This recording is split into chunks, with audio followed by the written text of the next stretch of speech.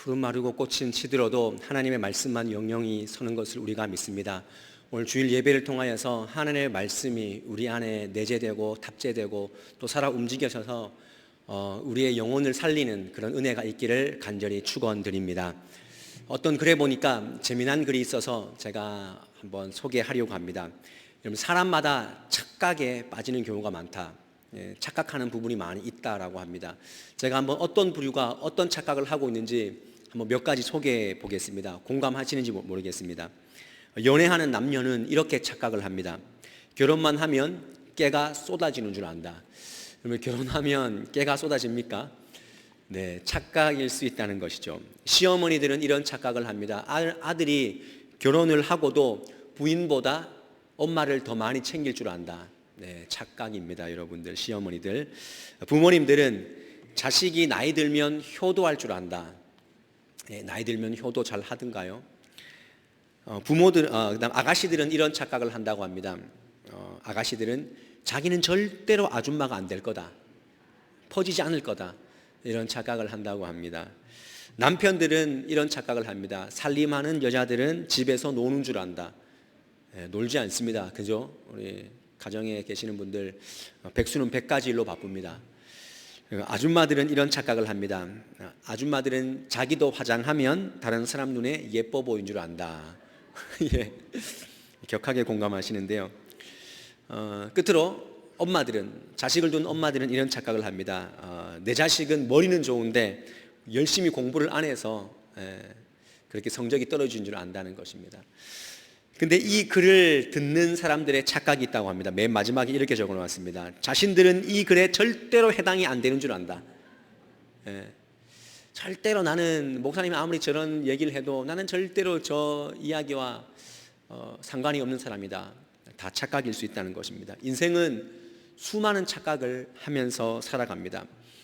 여러분, 그냥 일반 사람들만 착각을 합니까? 우리 신앙인들도 신앙생활 하면서도 착각합니다.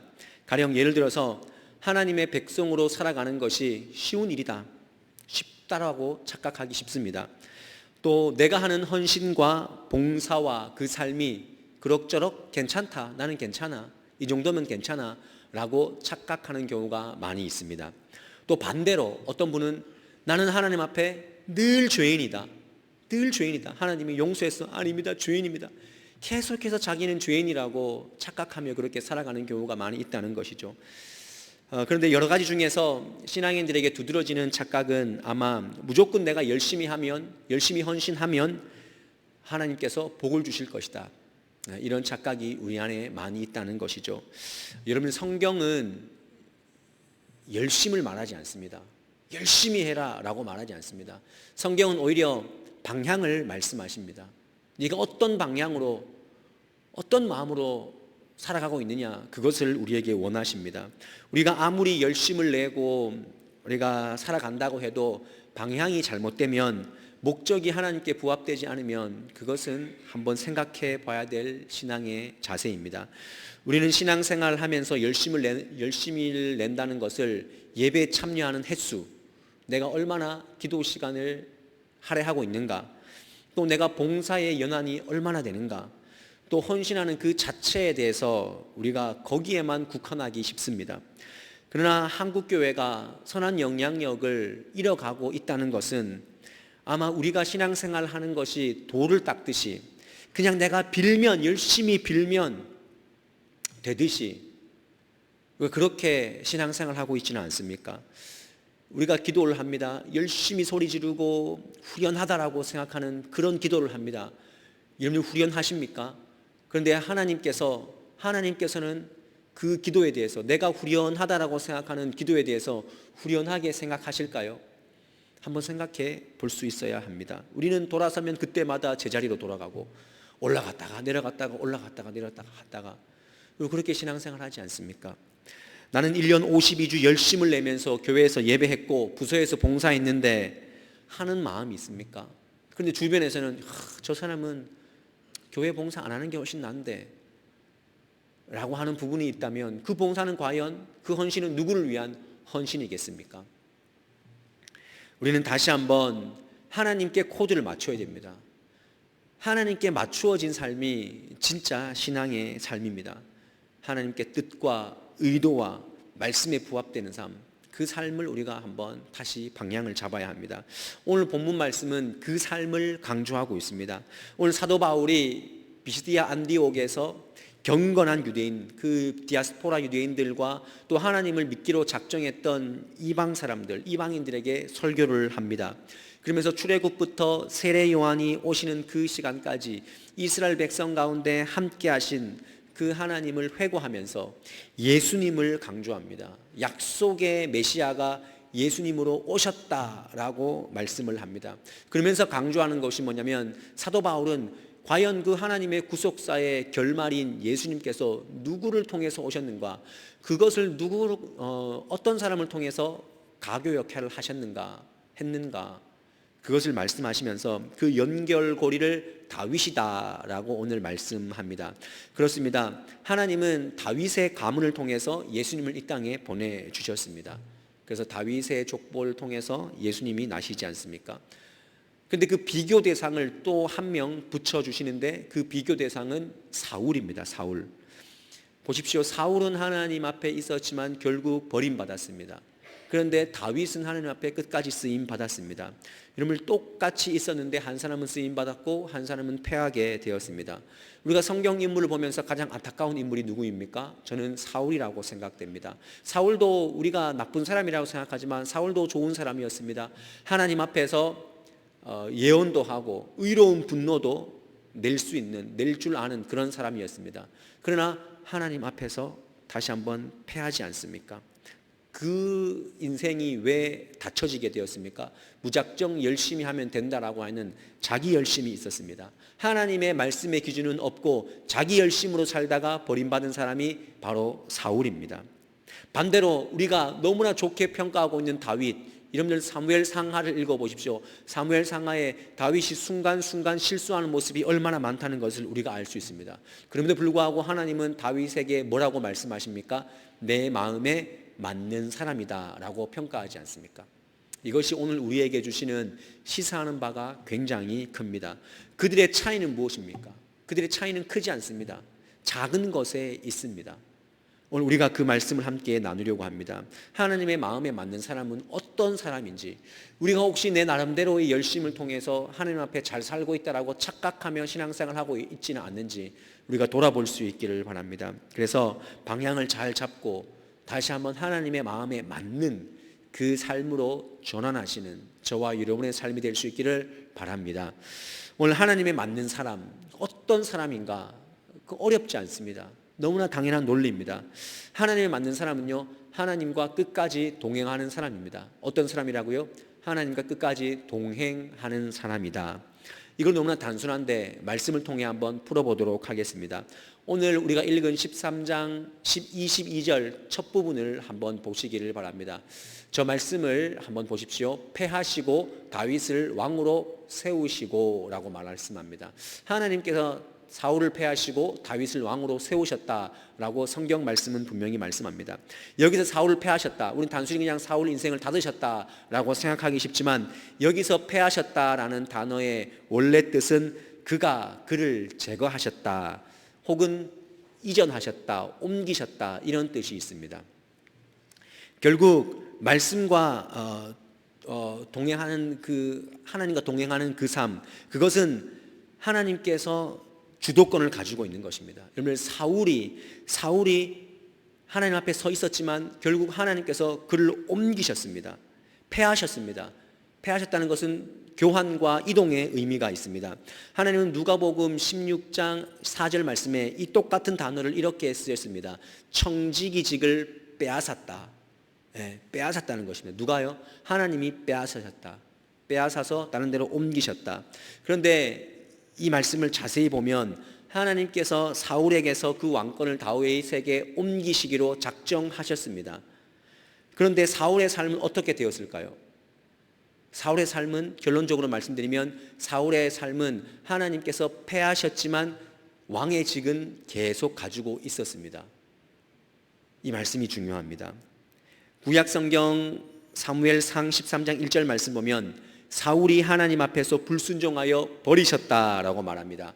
이 말씀을 언제 들었냐면은 사울이 왕된 지 2년 되던 해에 이 말씀을 들었습니다.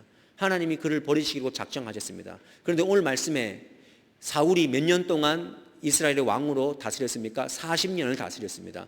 하나님은 2년째 되던 해에 그를 버리셨는데 그는 오히려 38년 동안 왕의 직분을 가지고 다스렸습니다. 여러분, 이 말씀이 우리에게 두렵고 무서움으로 다가와야 됩니다. 하나님 앞에 버림받아도 왕의 직분은 계속 유지할 수 있습니다. 하나님과 함께하지 않아도, 버림받아도 세상적인 직분으로 세상적인 어떤 일들을 아무런 제약 없이 할 수 있다는 것입니다. 우리가 교회에서 직분 생활할 때, 봉사 생활할 때 하나님과 영적으로 통하지 않아도, 하나님과 마음이 합하지 않아도 우리의 직은 유지할 수 있다는 것입니다. 우리는 이렇게 생각할 수 있습니다. 나는 지금도 하나님의 은혜로 그 직분과 그 일을 잘 감당하고 있어 라고 할 수 있습니다. 그러나 분명한 것은 하나님과 교통하지 않아도, 하나님과 동행하지 않아도 그 직은 감당할 수 있습니다. 사울이 그랬습니다. 2년째 버림받았지만 38년 동안 왕의 직분을 유지할 수 있었습니다. 하나님과 전혀 상관이 없는 인간적인 열매를 사울이 계속 맺고 나갔다는 것입니다. 우리는 어떻습니까? 우리가 혹시 세상에서 열심히 하고 교회에서 열심히 하는데 하나님과 동행함이 없고 하나님과 통함이 없이 그냥 그렇게 내 직분을, 내 명예를 그냥 유지하고 있지는 않습니까? 너무나 두려운 말씀입니다. 여러분, 우리가 다시 한번 이 말씀 앞에, 패하셨다는 이 말씀 앞에 우리의 삶을 되돌아보아야 합니다. 여러분들은 지금 하나님과 동행하고 계십니까? 하나님과 동행함으로 하나님이 원하시는 열매를 맺고 있습니까? 요한복음 15장 말씀에는 분명히 내가 너희 안에 있고 너희가 내 안에 있어서 열매를 많이 맺는다 그랬습니다. 하나님이 원하시는 열매를 많이 맺어야 하는데 우리는 내가 억지로 맺는 그 열매를 붙잡고 살고 있지는 않느냐는 것입니다. 결국 하나님과 동행하는 삶은요, 말씀이 내 안에, 내 삶에 읽혀지고 말씀이 작동되는 그 삶을 말씀하시는 것입니다. 우리가 주님과 동행함이 끊어졌다는 것, 그것은 말씀이 전무한 삶입니다.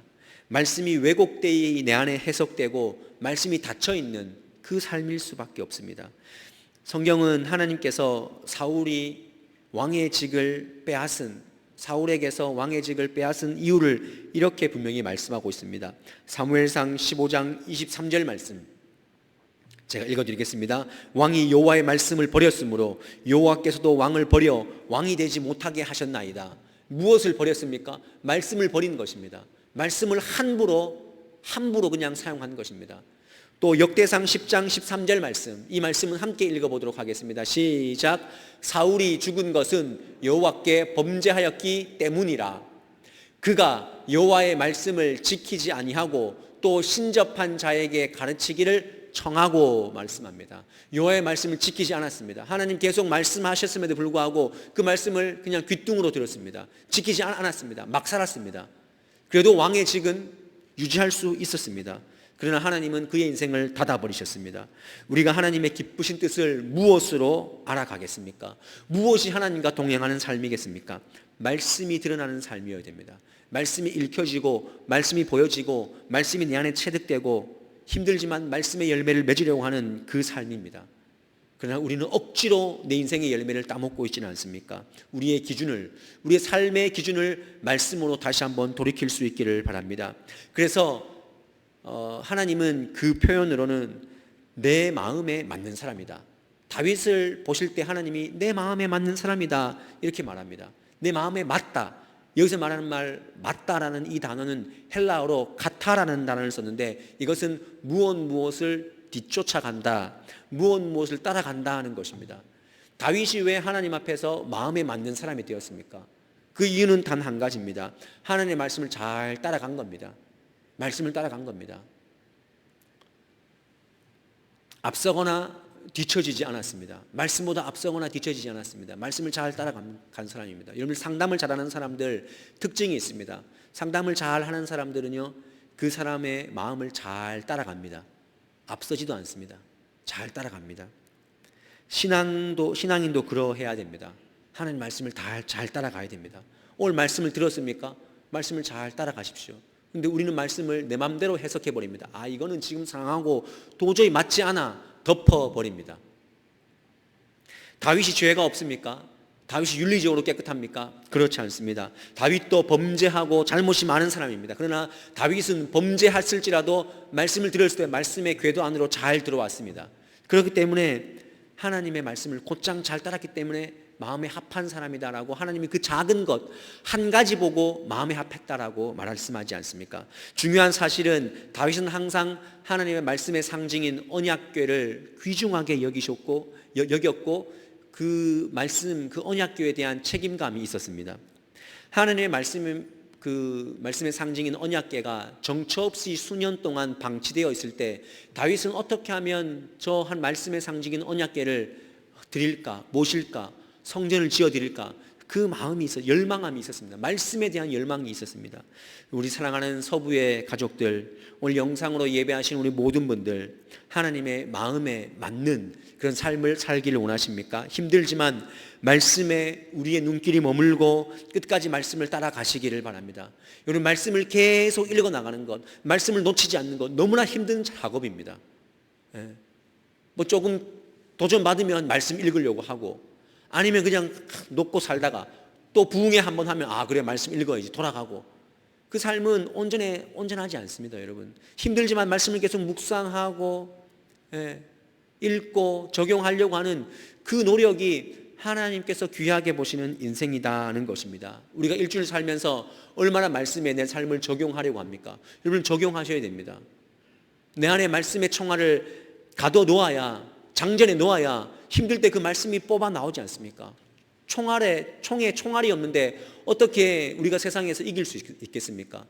전신갑주를 입으라고 말씀하셨는데, 성령의 검을 가지라 그랬는데 그 말씀이 우리 안에 없는데 어떻게 성령의 검을 뽑아 쓸 수가 있겠습니까?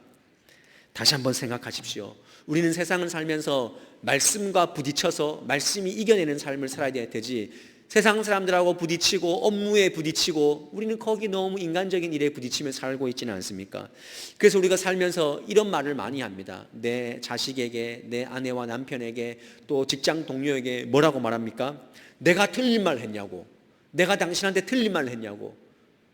이렇게 말씀하시는 분들 잘 들으십시오. 틀린 말 아닐 수 있습니다. 그러나 틀리지 않았지만 사랑 없이 감정으로 이겨버린 그 말들은요, 그냥 내가 육신으로 이긴 거예요.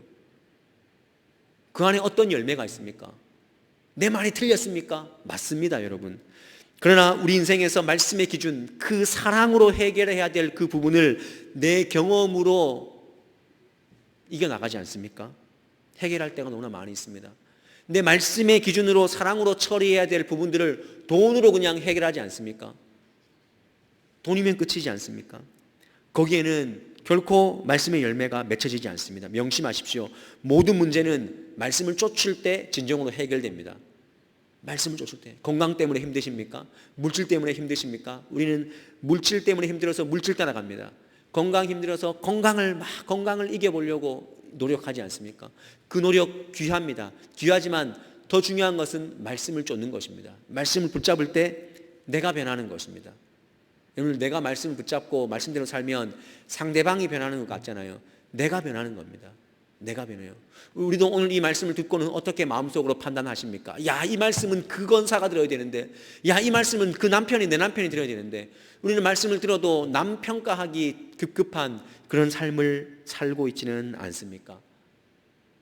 그 삶을 내려놓으셔야 됩니다. 내가 말씀을 수시로 묵상하고 말씀을 읽으면서 말씀에 도전할 수 있어야 됩니다. 19세기 부흥사 중에서 최고의 미국의 목사님을 뽑으라면 D.L. 무디 목사님을 뽑습니다. 여러분들, D.L. 무디 목사님 그 성경, 그 말씀을 잘 전하시는 목사님의 성경은 어떻게 되어 있을까? 성경을 펴봤대요. 근데 그 성경 안에는 이런 알파벳이 적혀 있다는 거예요. 어떤 알파벳이 있었냐면은 어떤 데는 T가 적혀 있고 어떤 데는 P가 적혀 있대요. 그래서 물었대요. 이 T는 뭐고 P는 무엇인가? T는 tried, 내가 노력해 봤다, 내가 실행해 보았다. 그리고 P는 proven, 내가 그것을 도전해 보니까 되더라, 실행되더라, 뭔가 이루어지더라, 그런 뜻입니다. 그러니까 말씀 앞에 내가 이 말씀은 어렵지만 한번 도전해 보겠다. 예, 한번 노력해 보는 거죠. 그리고 그렇게 살아보니까 하나님께서 이러한 복을 주시더라. 그래서 응답받은 것을 이렇게 피로 적은 거죠. 뭐 우리가 이렇게 살라는 것이 아니라 이것이 얼마나 귀하냐는 것, 귀하다라는 것입니다. 이렇게 말씀을 따라 살려는 그런 모습이 너무나 귀합니다. 우리 안동 서부교회가 이 지역에 정말 횃불이 되고 등대가 되고 빛과 소금이 되기를 작정하십니까? 그러면 우리는 규모만 키워서는 안 됩니다. 여러분, 이 교회의 규모가 우리 여기에 지금 몇 명 앉느냐, 우리 의자의 수, 좌석 수, 우리 교회가 얼마나 큰가, 그것이 숫자가 아닙니다. 진정한 교회의 규모는 세상에 나가서 말씀을 쫓아 살아갈 수 있는 사람을 얼마나 보낼 수 있는가, 그것이 교회의 규모가 되는 것입니다. 그러면 우리는 안동 서부교회는 얼마만큼의 규모가 됩니까? 아니, 그걸 떠나서 여러분들 스스로 내가 말씀을 쫓아서 세상에 살아갈 수 있는 그런 교회가 되십니까? 철저하게 반성하셔야 됩니다. 저부터 반성해야 됩니다. 마태복음 28장의 마지막 부분에 예수님의 대지상명령이 어떻게 끝납니까? 너희는 가서 모든 민족으로 제자를 삼으라고 말씀하십니다. 가서, 교회에서 말고 가서, 제발 가서, 교회에서 빛과 소금 되려고 하지 말고 세상에 가서 빛과 소금이 되라. 가서, 시댁에 가서, 친정에 가서, 가정에 가서, 직장에 가서, 삶의 현장에 가서 거기에서 말씀을 쫓아 살라는 것입니다. 말씀을 따라 살아간다는 것, 그것이 하나님의 마음에 맞는 사람입니다. 다윗은 도망길에서 사울을 2번 죽일 수 있었지만 말씀이 생각나서 죽이지 않았습니다. 그의 아들이 그를 배신했지만 품었습니다. 이것이 말씀으로 가능한 것이 아니겠습니까? 우리는 육이 먼저 나오지 않습니까? 육이. 기억하십시오. 하나님은 나와 마음을 맞추십니다. 맞추시기를 원하십니다. 우리가 하나님과 마음을 맞추면 무엇이 두렵겠습니까? 좀 지고 손해보고 그렇게 해도 하나님이 나하고 마음이 맞는데 무엇이 두렵고 무엇이 어렵습니까? 인생은 3가지입니다. 마지못해 사는 인생, 그리고 내 성공을 위해 사는 인생, 그리고 하나님의 영광을 위해 사는 인생, 이 3가지로 나누어집니다. 여러분들은 어떻게 살아가십니까? 마지못해 사십니까? 세상 영광 위해 사십니까? 정말 하나님의 영광을 위해 사십니까? 그러면 말씀에 맞는, 말씀과 동행하는 삶을 살아가십시오. 그 사람에게 어떤 혜택이 있습니까? 오늘 말씀에는 하나님이 그 사람을 분명히 쓰신다 그랬습니다. 찾아내서 쓰신다고 말씀하십니다. 찾아내서, 이게 굉장히 중요합니다. 오늘 13장 22절 말씀 중반에 이런 말씀이 있습니다. 이 말씀을 다시 한번 읽어보겠습니다. 시작. 내가 이새의 아들 다윗을 만나니 내 마음에 맞는 사람이라. 여러분들, 하나님이 다윗을 만났다 그랬습니다. 근데 우리는 그냥 한글 성경에 그냥 만났구나, 하나님이 다윗을 만났구나 라고 생각하기 쉽지만, 저 만났다의 헬라어적 용어의 표현은요, 하나님이 샅샅이 찾아서 발견했다는 뜻이 있습니다. 샅샅이 찾아서. 놀랍지 않습니까? 하나님이 다윗의 뭐가 좋아서 샅샅이 찾았겠습니까? 똑똑해서, 뭐 학위가 있어서, 의로워서 그를 찾았습니까? 아닙니다. 그의 영적 가능성을 보았기 때문에 찾았습니다. 그는 한 가정의 말째였고 목동이었습니다. 여러분, 구약시대에 말째고 목동면 인생 끝난 것입니다. 아무것도 그냥 그렇게 살다가 죽어야 되는 인생입니다. 그런데 하나님께서는 그를 샅샅이 뒤져서 발견했습니다. 보물 같은 사람을 발견했습니다. 그의 어떤 마음이 있었습니까? 말씀에 대한 그 열망들, 말씀에 대한 그 열망들, 살아보려고 하는 그 마음들, 하나님의 이름이 업신여기고 고역되이 여기면은 막 의로운 분노가 일어나는 그 모습 하나 보고 하나님이 확 잡지 않습니까? 세상의 기준하고 다릅니다. 하나님이 우리를 찾으시는 기준은요, 세상의 기준과 완전히 다르다는 것입니다. 이것이 중요합니다. 하나님은 오늘도 찾으십니다. 샅샅이 찾으십니다. 발견하기를 원하십니다. 하나님의 말씀에 부합하기를 원하고자 그 삶의 자리에서 부단히 노력하는 사람들이 알아주지는 않지만, 제가 정말 놀라운 사실은 코로나 시대에 신방이 안 되니까 전화를 해봅니다. 전화를 하면은 그 집사님이 뭐라고 말씀하시냐면은, 내가 우리 구역장 때문에 살았대. 우리 구역장 때문에. 구역장이, 내가 코로나 때 여러분들 우리 교인 중에서 얼마나 많은 그 우울감으로 힘들어하시는 분들이 많이 있었는지 아십니까? 정말 힘들게 사시더라고요. 정말 우울했는데 그 구역장이 맨날 전화해주고 찾아오고 이야기 들어주고 나는 그 사람 아니면 못 살았다고. 여러분들, 그게 누가 알아줘서 그렇게 합니까? 하나님은 그렇게 애쓰고 자기 그 말씀 받은 그 은혜를 그 사람에게 전달하고 나누기 위해서 찾아가고 애써요. 하나님은 그 사람을 샅샅이 찾아서 쓰신다는 거예요. 하나님의 기준은 거기에 있다는 거예요. 근데 우리는 야, 이거 뭐 누가 알아준다고. 누가 알아줍니까? 하나님이 알아주시고 하나님이 그 인생을 쓰시는 것입니다. 하나님의 쓰시는 기준을 다시 한번 여러분 생각하셔야 됩니다. 우리는 우리 남편과 우리 자녀들을 내 기준으로 평가하지 않습니까? 그러면 안 됩니다. 하나님은 하나님의 기준에 맞게 하나님의 평가대로 그들을 쓰십니다. 하나님은 잘난 사람, 뛰어난 사람, 탁월한 사람을 쓰시지 않습니다. 하나님은 하나님의 마음에 맞는 사람을, 하나님의 그 기질에 맞는 사람을, 하나님이 그 은사에 사용될 사람은 거기에 합당하게 쓰십니다. 내가 선 곳이 촌이면 어떻습니까? 내가 기도하는 곳이 골방이면 어떻습니까? 하나님은 촌에 사는 그 영혼을 통해서 지구촌을 움직이게 하시고 골방의 기도를 통하여서 열방을 움직이게 하시는 분이 바로 하나님이십니다. 우리가 무엇이 두렵겠습니까? 나는 아무도 주목하지 않는다. 아닙니다. 하나님이 주목하십니다. 여러분, 다윗도 가능성이 있는데 우리는 가능성이 없겠습니까? 여러분, 가능성 있습니다. 나는 이제 끝났는데 아닙니다. 가능성이 있습니다. 중요한 것은 어디서든 하나님 앞에 말씀을 행하려고 하는 그 몸부림, 그 진실된 마음 하나님이 찾으십니다. 그러면 하나님이 적절하게 쓰십니다. 하나님이 만나십니다. 그러므로 끝까지 하나님 앞에 머무시기를 열망하십시오. 하나님 앞에 머무셔야 됩니다. 하나님 만나기를 정말 소원하고 갈망하십시오. 다윗이 아까 전에 제가 말씀드린 것처럼 말제에다가 목동입니다. 인생 끝납니다. 그냥 끝나는 인생입니다. 그런데 하나님을 만나니까 인생이 역전되지 않습니까? 올라가는 인생이 시작되지 않습니까? 이것은 단순한 논리입니다. 하나님을 만나야 인생이 변화되는 것입니다. 자녀에게 잔소리하지 말고 하나님 만나도록 기도하십시오. 하나님이 그 인생에 은혜 덮어 씌워주면 어떻게 변할지 모르는 것입니다. 장음이 모음을 만나야 글자가 되고 작은 불씨는요 바람을 만나야 큰 불이 됩니다. 쓰레기가 백남준 같은 아티스트를 만나니까 위대한 예술품이 되지 않습니까? 그냥 일개 돌덩이가 미켈란젤로를 만나니까 위대한 다윗상이 됩니다. 구약 성경의 사사기에 나오는 삼손 보십시오. 삼손의 이름의 뜻이 작은 태양이라는 뜻입니다. 근데 그 작은 태양이 누구의 유혹을 받습니까? 들릴라의 유혹을 받습니다. 들릴라를 만나니까 들릴라의 이름의 뜻은요 밤의 여인입니다. 그러니까 태양이 밤을 만나버리니까 그의 눈이 뽑히고 영적으로 어두워지지 않습니까?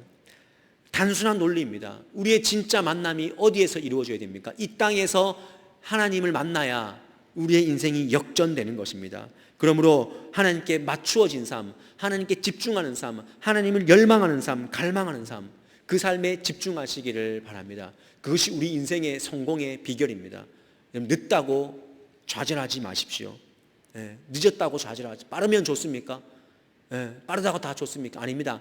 제가 말씀드리지만 방향의 문제입니다. 속도가 아니라 방향의 문제입니다. 우리의 방향이, 삶의 방향이 주님께 있는가, 그것이 매우 중요하다는 것입니다.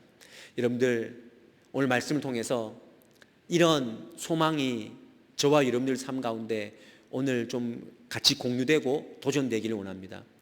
하나님 쓰시기 쉬운 사람으로 서 계십시오. 우리 평생 소원이 하나님이 쓰시기 쉬운 사람. 여러분들, 제가 부목사로, 행정목사로 있다 보면요, 진짜 어떤 예배 순서에 일에 손실이 났을 때, 구멍이 났을 때 누구에게 전화하면 확실히 이분은 부탁을 들어준다. 정말 전화하기 쉬운 분들이 있어요. 전화하기 쉬운 분들이 있어요. 그분이 계시니, 그런 분들이 계시니까 편한 거예요. 그러면 하나님도 우리에게 그걸 원하지 않겠습니까? 내가 저기에 누구를 보내야 되는데, 이 일에 누가 쓰임 받아야 되는데, 누굴 쓰면 되겠지? 그 카드에 우리 한 사람 한 사람이 들어있기를 원합니다. 하나님 쓰시기 편한 사람, 그런 사람이 되어야 되지 않겠습니까? 우리 자녀들 하나님 앞에 쓰시기 쉬운, 정말 쓰기 쉬운 그런 사람으로 서야 되지 않겠습니까? 하나님은 대단한 사람이 아니라 대단한 믿음을 쓰십니다. 이왕 믿음의 길을 걸어간다고 한다면 멋지게 쓰임받는 그런 삶들이 되시기를 바랍니다. 결국 오늘 설교의 결론은 결국 예수님입니다, 여러분. 예수님의 그 오심, 메시아의 그 오심에 그 길목에 누가 있었냐면 다윗이 있었거든요. 근데 오늘도 말씀하실 때, 바울이 설교할 때 누구를 통해서 예수님이 왔는가 분명히 말씀하십니다. 오늘 말씀 23절 말씀을 함께 읽어보도록 하겠습니다. 오늘 23절 말씀 우리 다 같이 읽어보겠습니다. 시작. 하나님이 약속하신 대로 이 사람의 후손에서 이스라엘을 위하여 구주를 세우셨으니 곧 예수라. 이 사람 누굽니까? 다윗의 후손에게서 이스라엘 위해서 구주를 세우셨으니 곧 예수님입니다.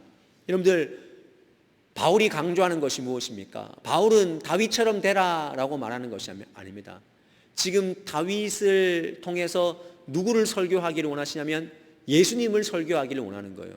다윗을 통해서 예수님이 왔다. 그럼 우리 삶의 목적과 결론이 무엇이냐? 우리 삶을 통해서 예수님이 드러나는 삶을 살기를 오늘 말씀을 통해서 원하시는 것입니다. 그렇습니다. 우리의 삶도 나를 통해서 예수님이 드러나야 됩니다, 여러분.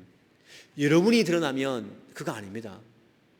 하나님이 드러나고 예수님이 드러나야 합니다. 사랑하는 여러분, 신앙의 정상에 서기를 원하십니까? 인생의 진짜 정상에 서기를 원하십니까? 우리는 그렇게 갈망합니다. 그런데요, 잘 생각해 보십시오. 등산 좋아하시는 분들, 산의 정상은요 넓지 않습니다. 산의 정상은 밑에 땅보다 항상 좁습니다. 그래서 그 산을 오르려고 하지 않습니까? 그 좁은 정상에 올라가기 위해서 우리가 노력하지 않습니까? 그 희열이 있지 않습니까? 여러분, 인생의 정상에, 신앙의 정상에, 그 좁은 곳에 누구나 올라갈 수 없습니다. 그러나 우리는 누구나 가능성이 있는 사람입니다. 누구와 함께하면요, 하나님의 말씀과 함께하면 우리는 그 정상에 올라갈 수 있습니다. 저 높은 곳을 향하여 날마다 나아갑니다. 내 주여 내 발 붙드사 그곳에 서게 하소서. 그곳에 서게 하는 그 힘이 어디 있겠습니까? 대충 그냥 신앙생활하면 그 정상에 설 수 있습니까? 절대 그럴 수 없습니다. 다윗이 그렇게 고생하면서 하나님은 그 자리에 올려주지 않습니까? 지금 이스라엘 국기에 별이 하나 있는데 그 별을 다윗의 별이라고 하지 않습니까? 어떻게 그 경지에 이르게 되었습니까? 하나님의 말씀을 쫓아가는 그 삶, 말씀을 통해서 하나님의 그 말씀을 받고 살면서 하나님이 드러나는 삶, 그 삶을 통해서 그는 정상에 올랐습니다. 오늘 다시 한번 하나님의 마음이 어디에 있는지, 하나님의 마음이 지금 누구에게 향하고 있는지 기억하시기를 바랍니다. 제가 늘 말하는 제가 되뇌이는 그런 속담이 있는데요, 메뚜기 한철입니다. 여러분, 메뚜기 한철이에요. 우리 잠깐 살다가 가지 않습니까? 잠깐 사는데 예수님 믿기로 결단했으면은 우리가 어떻게 대충 그렇게 살다가 가겠습니까? 아닙니다. 여러분들 금메달 신앙 되십시오. 네, 얼마나 아쉽습니까? 야구도 떨어지고 배구도 지고 얼마나 속상합니까? 근데 우리는 그거 보면서도 나는 금메달 신앙을 원하면서도 그냥 8강에서 탈락하고 16강도 못 올라가고 그냥 그저 살다가 그냥 누려야 하지 않겠습니까? 저는 우리 성도님들이 누렸으면 합니다. 말씀을 누리십시오. 여러분, 말씀이 주어졌는데 왜 못 누립니까? 일주일 사시면서 말씀 읽으시고 말씀 살려고 노력하십시오. 그래서 하나님 마음에 합한 그런 삶이 저와 여러분의 삶이 될 수 있기를 주님의 이름으로 간절히 축원드립니다.